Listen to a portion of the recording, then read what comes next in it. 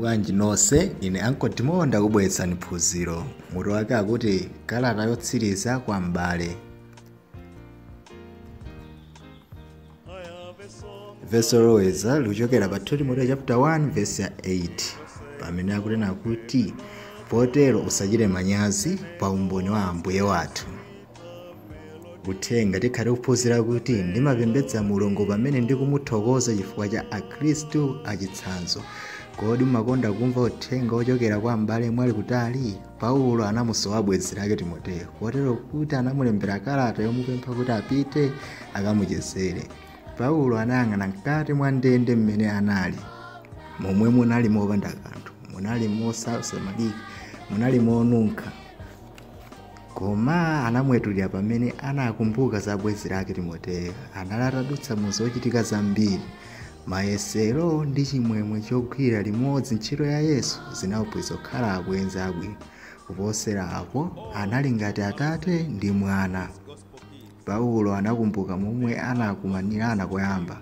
Paulo adapita ku Lustra, kumeneko anthu ena sankafuna kuti Paulo alekeza Yesu. Anamukokera kunja kwa chipata cha mzinda namuponya miyala. Ndi pamene anakumana ndi Timoteyo. Pamene Paulo anapitanso ku Lustra, Timoteyo adani wokonzeka kuti amuthandize. Ngakhale anali kanyamata, iye ankadziwa malemba. Bambo ake a Timoteyo anali Heleni, mayi ake anali Eunice ndipo agogo ake Loisi. Onse anali akhristu a Chiyuda. Anaphunzitsa Timoteyo kuchokera mu malemba kuyambira pamene anali wang'ono. Ankamulimbikitsa kuti maganizo ake ndi mtima wake zikhale zangwiro. Kudzera mukuongoleredwaku zinamuthandiza Timoteyo kusankha kutumikira Mulungu. Timoteyo anakhala mthandizi wa Paulo. Anayenda mitunda yambiri yayitali limodzi nakumana ndi zowawa zambiri, ndipo chikondi chawo pa Yesu chinakulirabe. Koma pano Paulo anali mu ndende, ndipo Timoteyo ankagwira ntchito ku Aefeso. Ndiganiza ndilembe kalata kwa Timoteyo. Anaganiza motero Paulo: ndingakonde atandiyendera. Ndikudziwa zimutengera nthawi kuti afike kuno, ngakhale atanyamuka pompano, ndipo zimutengera miyezi ngapo kuti ndionane naye. Ndipo akudziwa ndani kuti mwina ndimwalira tsiku lilonse.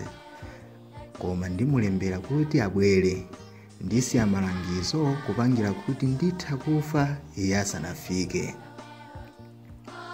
Anayamba kulemba kalata motere: okondeka Timoteyo, wakhala ngati mwana wanga weniweni chikhulupiriro. Ndikufunira chisomo, chifundo ndi mtendere zochokera kwa Mulungu Atate ndi Yesu Khristu. Tsiku lilonse ndimapemphera kwa Mulungu ndi kumuyamika chifukwa cha iwe. Ndili wokondwa kwambiri chifukwa cha chikhulupiriro chako, komanso chifukwa cha zonse unaphunzira kwako. Kugwiritsa ntchito mphatso yako ya chikhulupiriro ikuze ngati moto waukulu. Usaope kanthu kapena munthu. Ngati munthu wina achita zoyipa, muuze. Kugwiritsa ntchito mphamvu zomwe Mulungu anakupatsa. Mulungu amatipatsa mphamvu zoti tiuze ena za uthenga wabwino, osachita manyazi kuuza ena za Yesu. Lalikira uthenga nthawi iliyonse imene wapeza mwayi wotero. Kugwiritsa ntchito Baibulo monga chida chako, osamvera zomwe anthu akunena.